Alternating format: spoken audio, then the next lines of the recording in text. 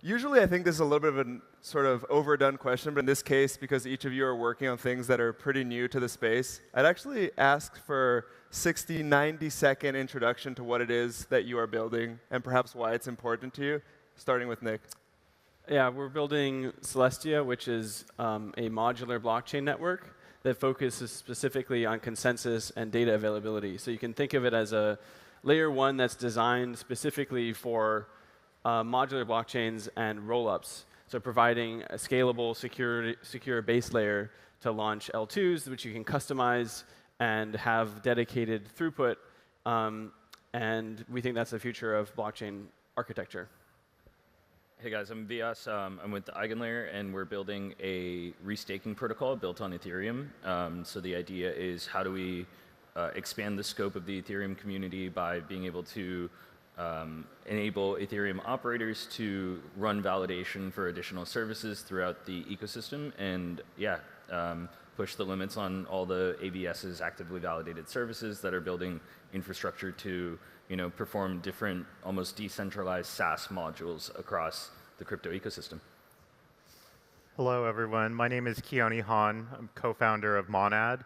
Monad is a new high-performance parallel EVM layer 1 that is building improvements at all layers of the stack, both at the execution layer, at the database layer, and at the consensus layer, to deliver really high performance while preserving a high degree of decentralization from reasonable node requirements and a performant consensus mechanism that can keep hundreds of nodes in sync participating in consensus. Currently in pre-testnet phase and launching mainnet sometime next year. So one thing I'll add as well, if there are things that you hear from one of the other panelists that you want to chime in on or rebut, feel free to do so as well.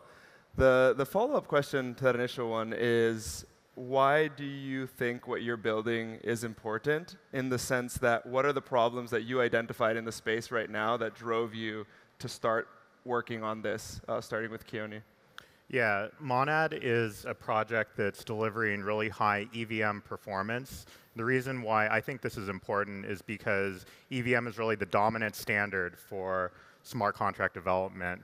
Over 95% of all capital on chain, all TVL, is in EVM apps. There's a significant network effect from so many libraries and apps all built for the EVM.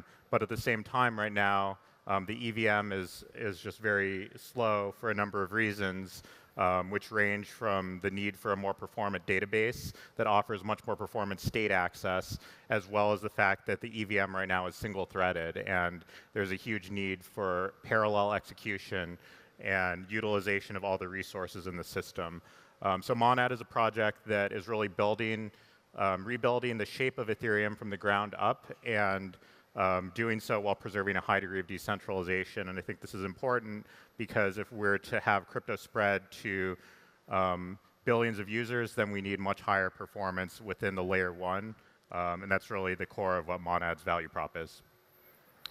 Yeah, some of the inspiration behind why we wanted to build Eigenlayer is we observed over the course of the last few years where projects had their entire security determined in their own token. And you ended up with a lot of examples where, when you needed security the most is when it would potentially fail you, because having your entire security in a proof-of-stake system in your own token, in moments of vulnerability, token price falls, community sentiment goes down, and as a result, you ended up in debt spirals. And so we wanted to create a mechanism by which these Ethereum applications could use Ethereum validators and Ethereum stake to be able to essentially have backstops for economic security and kind of build a more robust system that encouraged value accrual back to the Ethereum community rather than value being extracted away and fragmenting itself into all these sub-communities. So why Celestia is important is that it all started with this insight that you could build blockchains in a fundamentally new way, where instead of trying to do everything within one single protocol, like a monolithic chain, you can actually decouple different layers of the stack. And most importantly, you can decouple execution from consensus and data availability. And when you do that, you solve a bunch of really important problems like big blocks, you can scale your block size without increasing the node requirements. You can customize, you can enable developers to deploy their own blockchains like they would a smart contract, giving them ownership of the economics, giving them the ability to customize their execution model. And then last but not least is like decentralization. So using data availability sampling, people can run something called a light node, meaning that similar to the dream of Ethereum with home stakers, with Celestia, you can actually run a node and verify the chain directly from your smartphone or whatever kind of device that you have. And we think that that's the level of decentralization that we need if we want to really put the entire world on chain. So those three problems are why I think Celestia is important.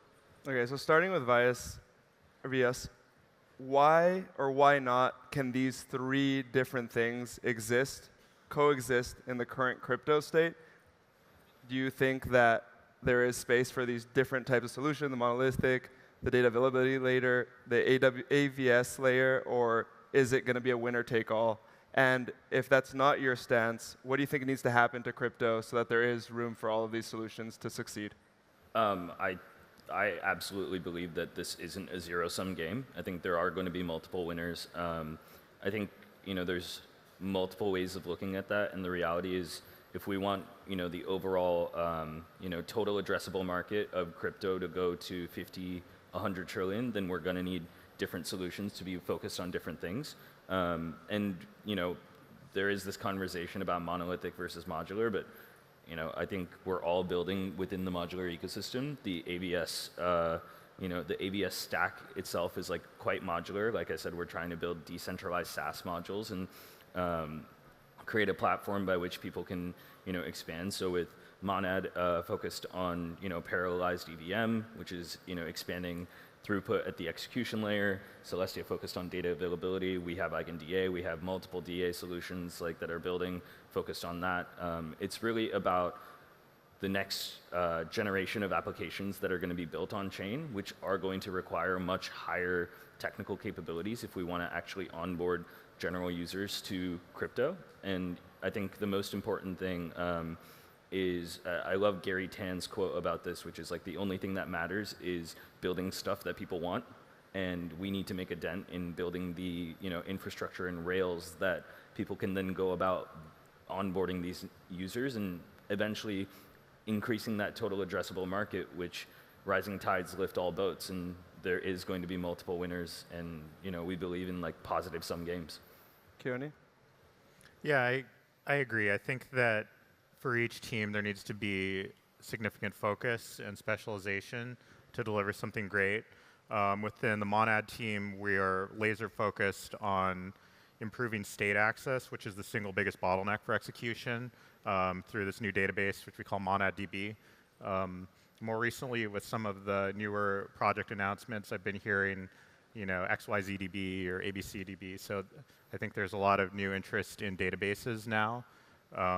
And that's due to a greater realization of the fact that blockchains inherently are distributed databases with a layer of logic on top of them, and we need to actually address that fundamental database issue.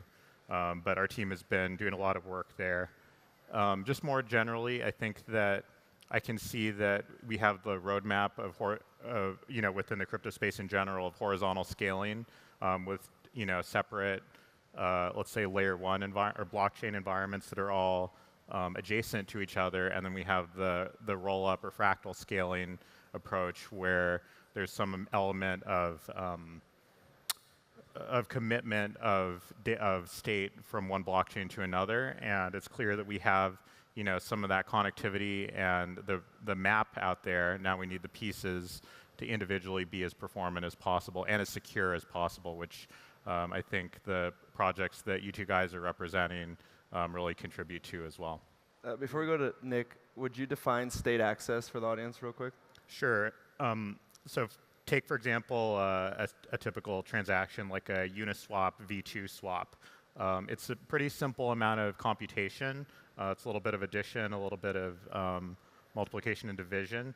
But the more costly part is actually looking up all of the state variables for that contract before that transaction happens, and those state variables live generally on SSD. And the cool thing about SSDs is that they're quite high bandwidth. You can think of it as a bottle with a wide bottleneck, but they're high latency relative to memory. So in order to utilize the SSD, all of its capabilities, like a typical SSD has over 1 million I/O operations per second. So in order to utilize all that capability, you need software that can efficiently access all of the state variables that all of the transactions that are in that block depend upon in the most efficient way possible. Thank you. Nick? I think that restaking is sort of like its own category compared to, let's say, like modularity or even like scaling a monolithic chain.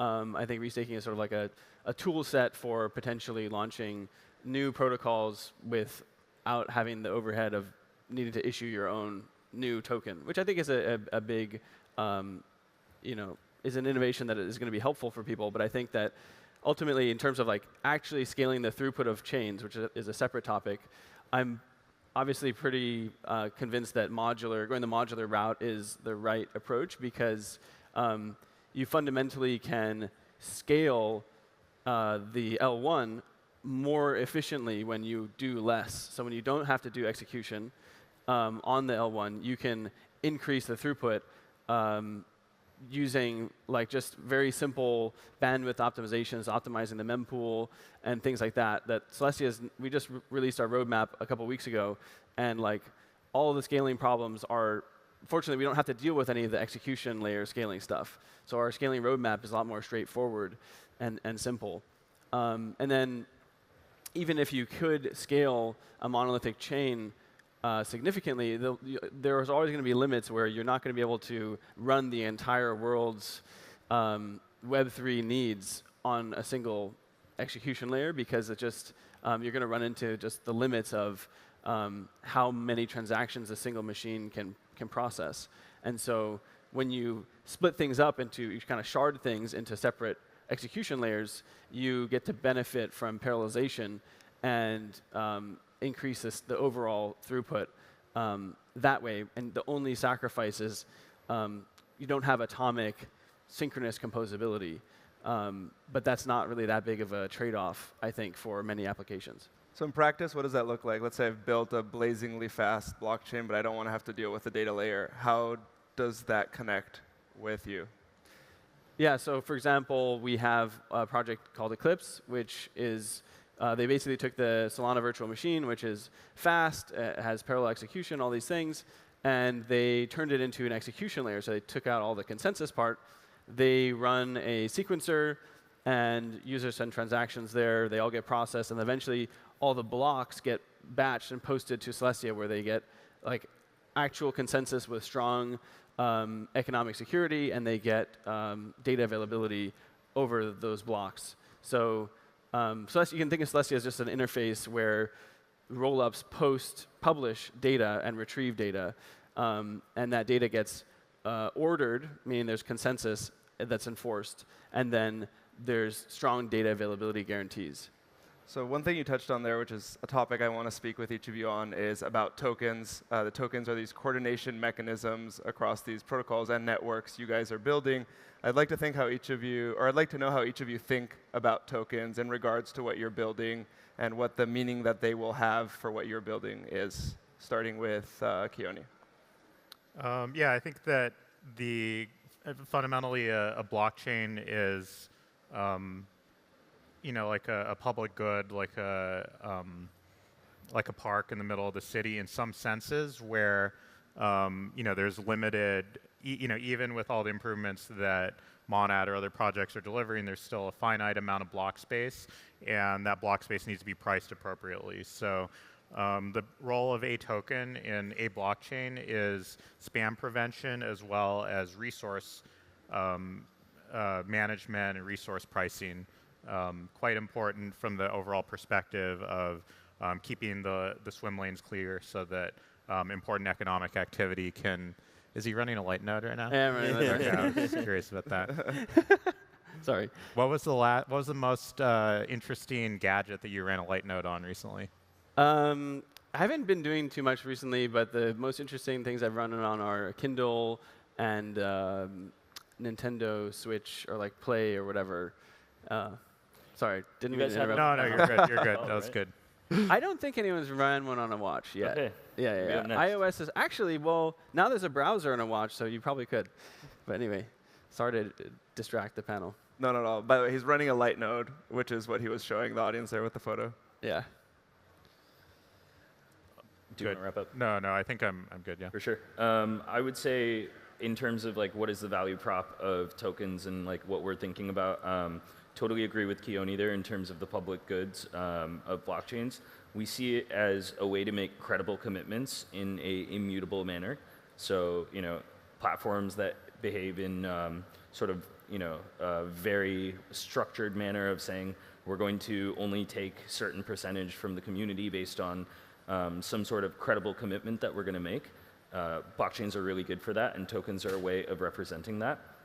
We also, the Eigen token has this intersubjective component to it, so we see 3 types of, attributable, faults in crypto. There's objective, there's subjective, and intersubjective, right? So there's objective truths, which we can all agree upon, something like, mathematical operations where there's only one definite answer. There's subjective, which is, something that often requires like some form of social consensus and like might not even be useful to come to some consensus on. And then there's this like middle ground of intersubjective consensus, which is where, we, through a process of social agreement, say that we're going to accept something and we might need to modify that later. So the Eigen token is kind of designed to be a system by which any of the services or any rollups or projects can essentially use the Eigen token to resolve any of the social consensus problems that exist. And rather than escalating them to the base layer of Ethereum where things get more expensive, more complicated, we've created a system by which we can handle those essentially in a subset of Ethereum security in a lot more efficient manner. And you can still move at the pace that you need to while resolving some of these issues. An example would be like something that we both look at in terms of the data withholding problem, and we have like different approaches to that, right? Sampling's one of the approaches, and we look at it from the social consensus problem, which is the same thing, like the root cause, and just a different way of looking at it, which we've implemented into EigenDA that's also similar to a data availability service with slightly different paradigms that underpin how we've designed them. So Celestia has the TIA token, which is, you could think of it similar to, the token for any other L1, like Ethereum or Solana, for example. You use it to stake to secure the network. So if the validators, break consensus or they try to withhold data, they will be slashed. So it provides economic security. It's also the gas token. So when you want to post data to Celestia or otherwise use the network, you have to pay in the TIA token. And we're also seeing the ecosystem using the TIA token for pricing NFTs or for as a gas token for the rollups built on top of it. So it's sort of like this ecosystem-wide sort of like money and utility/security token. So historically, we've seen that the strongest communities in crypto have come from places where there were strong wealth effects generated in the participants of those networks or protocols. So Bitcoin's a perfect example, or Ethereum, where there was the ICO. But over time, there's been a large shift due to the amount of capital required to get these things off the ground, due to regulatory nature of the world, and all of these different things, which are essentially, your token's already live, Nick, but these two are not yet fully out in the wild. Mm-hmm. But they will all have very high FDVs, like these fully diluted valuations. And I'm curious how you guys think about the growth of the community or the ecosystem, where the wealth effects of the community members may be dampened from that perspective of not being able to necessarily participate at an earlier point in time. VS, if you'd like to start. Yeah, absolutely. We have this restaking component, which is where Ethereum stakers deposit their Ethereum into EigenLayer, and they can essentially earn extra yield for participating in additional validation for these services. And you touched on there is a lot more capital in the space today, but the reality is there's a lot of it's about rewarding the right user groups. It's not necessarily about like, you know, the ability to enter into these rising markets very early on, but rather how do you reward valuable contributing members of your community and avoid, you know, civil attacks where you essentially have mercenary capital with unreasonable expectation, which kind of goes from project to project with like a high level of liquidity rotation, trying to identify where they can, you know, maximize their earning potential and, you know, respect to that approach. But the reality is like most of the time, if you're getting these unreasonable yield expectations, that's not a sustainable emission for any of these projects. And so as we kind of go about, you know, launching our token, releasing it to the public, it's really how do we make sure that the honest minority and the actual valuable contributors of a community that are builders, that are, you know, your community members that are evangelizing your products for you, these are the people that are being rewarded effectively, and they are able to, you know, essentially accrue an amount of wealth that grows based on their valuable contributions. Nick? Yeah, I think a lot of people, you know, there's like the chart that Masari has put out in the past about like the amount of public distribution or sort of like public sales has like dropped over time, and it's specifically basically after the 2017-18 like ICO boom, that's where everything dropped, and the reason is because of regulation. Like there's actually no feasible way to do a compliant like public sale of a token these days. And so what that means, but then if you're launching an L1, like you pointed out, you have to raise a lot of money. It's a lot of, takes a high capital expense to launch a new network. And so you end up having to like raise from venture capital funds and things like that. And so it's just kind of like an unfortunate reality of the regulatory structure. And hopefully, maybe that will like change at some point. Maybe we'll get more clarity or something. Because I do think that, frankly, ICOs are just like having the like early public participation is actually so much healthier for the network on so many levels. So I do have a bit of like ICO envy.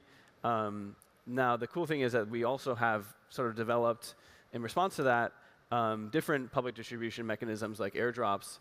And I think that airdrops are, if used correctly, can be you know, extremely beneficial as like a community sort of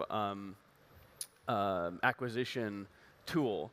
And so that's something that we think about a lot, is like what are the other avenues to like get you know, get the distribution out there.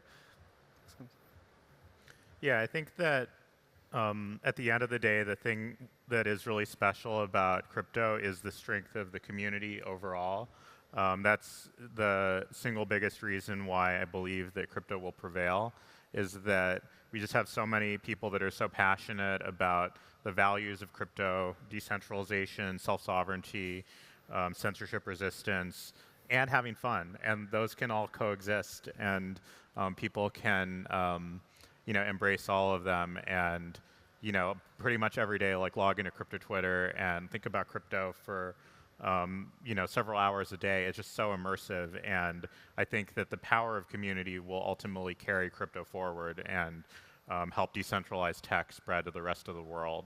So you know, I think with respect to new token launches, just in general, I think it's important that any project really value their community very highly and prioritize finding ways to ultimately reflect the power of the community and the transformative nature of community in crypto. If you don't mind me just like hopping on top of that, I love the Monad community. I think like you guys do one of the best jobs at like engaging with, you know, the people that are actually contributing. But you touched on like crypto Twitter, you touched on like the crypto community, and there's a lot of values that like do matter, but to some extent, like the percentage of us today is like very small in fraction to what it could be in the future. Yeah. Where do you think, or like what sort of strategies are you guys thinking about in terms of how we take this to, you know, we're all talking about how do we onboard the next generation of on-chain users. Where do you, like, how do you think about how do we take some of these values and expand them and, you know, evangelize them to the general population and start bringing some of them on board?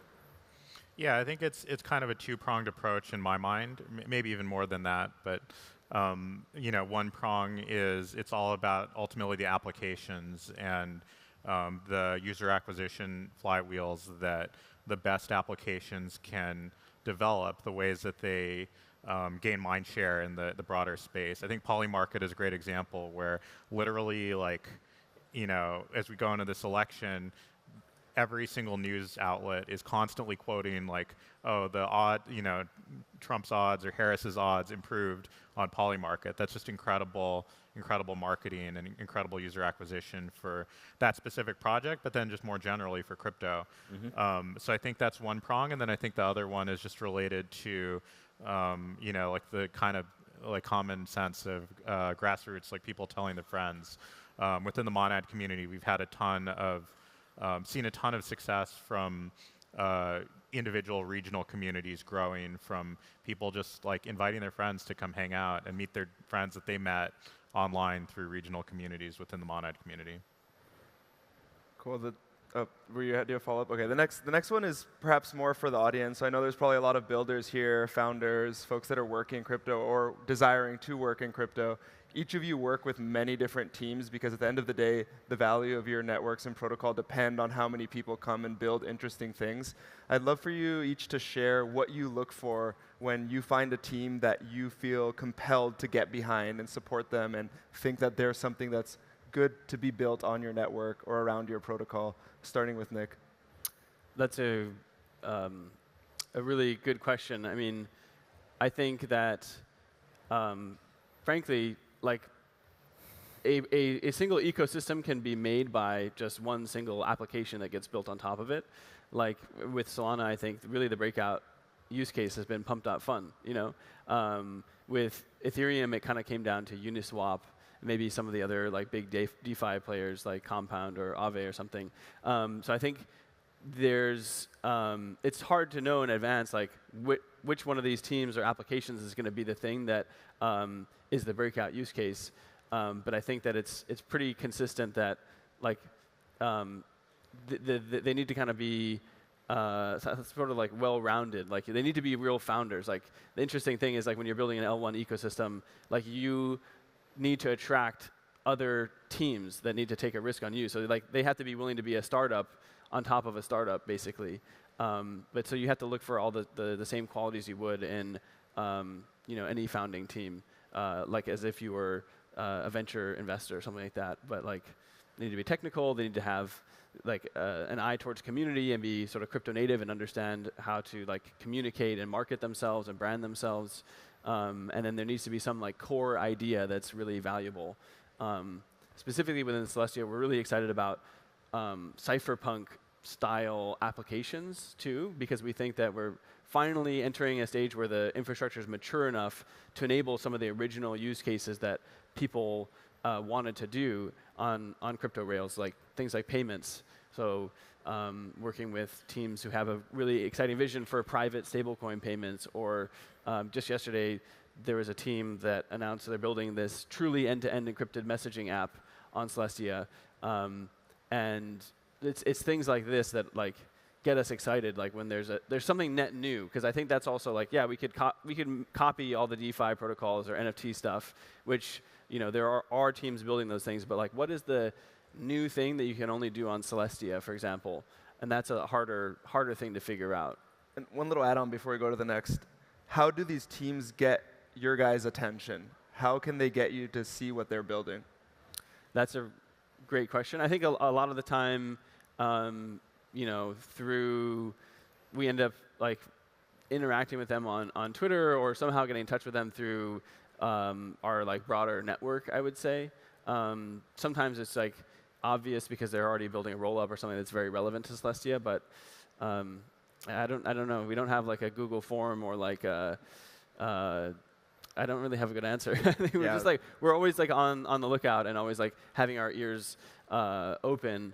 And I think we're very approachable and accessible. Yeah. So any founders or potential founders, be very active on Twitter. It matters a lot. Vias, go next. Yeah, I totally agree with what Nick said in terms of, to some extent, thinking about it from a venture capital mindset of you don't necessarily know if a team is going to have what they see as product market fit versus what I would describe as like proof of product market fit, right?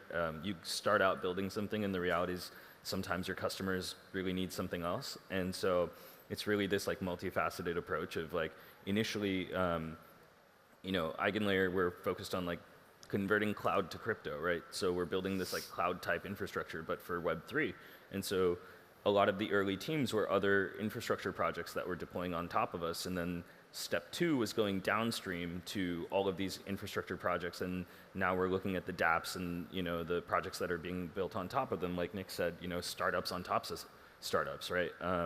So it's really about openness. Like DMs are always open, accessibility, and then you start thinking about like one thing Keone touched on is this fun element. Like I think fun always sells. Yeah. People want to engage with things that are like exciting, that are fun, and like that's the reality of like most consumer applications today, because there's some sort of like engaging component to it. And so you start going downstream to the next layer, and I think at the end of the day, like if we can have a few winners in an ecosystem, that can make or break the entire ecosystem. And so there's this dominant narrative recently about like this overabundance of infrastructure, and in my opinion, most of the infrastructure will get abstracted away, and consumers should not be interacting with it.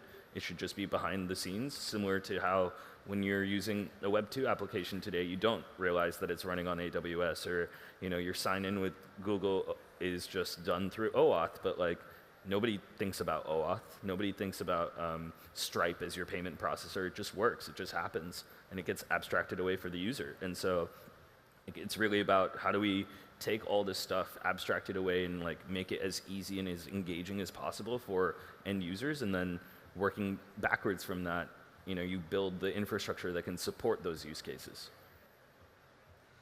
Yeah, for me, I think it comes down to some of the kind of classic startup advice, which are really around iterating fast, getting feedback, failing fast, and really just trying to get the product in the hands of users and figure out what things users actually really want.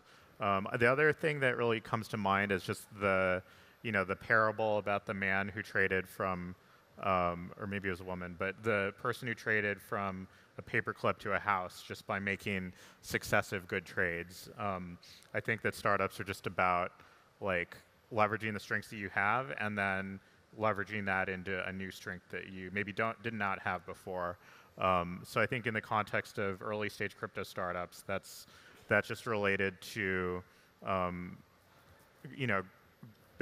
shipping the product quickly and getting quick feedback, and then utilizing that to get more momentum to then help grow the team, help raise funds, help create more momentum, and the whole time building toward this singular vision that involves building an app that can cross the chasm to mainstream adoption. Yeah. Two things actually I want to add. One is that I think you can really do yourself a disservice if you over-index on attracting teams to build on your protocol via grants or something. Like if people are being paid to use your product, then you're not actually getting real feedback, and you're not actually being able to observe whether or not your product has product market fit. Like it's all like fabricated, and it kind of clouds your ability to evaluate that. The second thing is, in terms of teams, that like something that I look for is like, are they actually passionate and like committed to crypto for the long term? Because I think there's a lot of people who, like some of the teams we've been working with have been working on their project for over 2 years. And we've been working side by side with them for 2+ years. And you need to have that level of commitment sometimes to ship a product in crypto. And if you're not ready for that level of a journey, then don't waste your time, and also don't waste our time. Absolutely. I would also add that like if you're a founder, if you're a builder in the early stages, and even as you get more mature, you should be on some of these outreach BD calls like very early on, because I think David Phelps had a really good tweet about this the other day, where it's like these are product feedback sessions, and so like the more time that you're spending with your customers, your iteration cycle improves, your feedback improves, and now all of a sudden you are like improving at a much, like the innovation rate just dramatically increases. Whereas like if you start distancing yourself away from that, which at some point scale, focus theory, you need to have really strong people that are engaging with again, what is your like building community, right? Like your builders are equally, if not more important, role in your community. So two sort of quick fire questions here before we close out. The first one was, given infinite time and resources, what is the second most interesting problem you would be solving outside of what you're currently working on, starting with Keone? Does it have to be in crypto, or can it be anything? It could be anything. Ideally crypto, but if it's something else, happy to hear it. I think it's interesting. Yeah, for me, it'd be climate change. Okay. I think it's really important. Really a bit of a tragedy to the commons kind of situation. Yeah, I would say this is like an abstract answer, but like I think we could. I would be focused still on some sort of coordination mechanism. I think like the better we can coordinate as a society, like the faster we're going to be able to tackle some of these like more larger issues at hand. And so like if we can come up with a more effective, human coordination problem, like coordination systems, then some of the coordination problems that are required will just like be able to be resolved much faster. I think one thing that could be interesting to work on is just health generally. Like I think there's a lot of very simple, quick fixes that we could improve our food system. We could improve the way that sort of the healthcare system is designed. That could lead to like significantly better health outcomes for everyone, as well as just like less money wasted down this like I don't know, sort of the wasted down like spending on all this like expensive healthcare stuff. So. Okay, I think we'll actually have time for two more. So the follow-up one is, what is the project outside of obviously what you are building that you find most interesting or that you spend time thinking about, starting with VS? Ooh, that's a good question. Yeah, we're very bullish on a lot of the teams right now in the AI space. I think decentralized AI makes a lot of sense, especially as we go faster. Any specific team? We spend a lot of time with like Sentient, Ritual, a few of those teams. I love the Bagel Network guys. Yeah, all of the above. I would just say like more so from the problem of how do we start thinking about as we get closer and closer to AGI and malicious actors start contributing negative data to these models, coming up with the rogue agents. How do you create systems that can essentially like identify verifiably who is contributing some of those negative behaviors and slash them or like come up with like negative repercussions for those behaviors? So I think that's like something that's top. Keone? I'd really like to see global FX move on chain because it's a massive market with a lot of middlemen that just capture significant spreads and yeah, so just any team that's working in the global FX space, moving stable coins all on chain. Nick? I think I spend the most time thinking about chain abstraction, and within that maybe like intents. So chain abstraction is about trying to abstract away all the complexities of all these different blockchains, whether modular or monolithic, to the user so that they have this unified, very seamless experience when they're onboarding or using crypto. And there's just a lot of exciting stuff going on in that space. Okay, with 20 seconds, what is one habit or practice that has significantly improved each of your lives and that make you be better founders? Making sure to just exercise every day. I'd say meditation, like breathing, like work on your breath, work on breath work, control your mind. Keone? Proactive communication and sending really fast Slack messages to teammates. Okay. Thank you, everyone. Appreciate you for listening. Thank you to the speakers.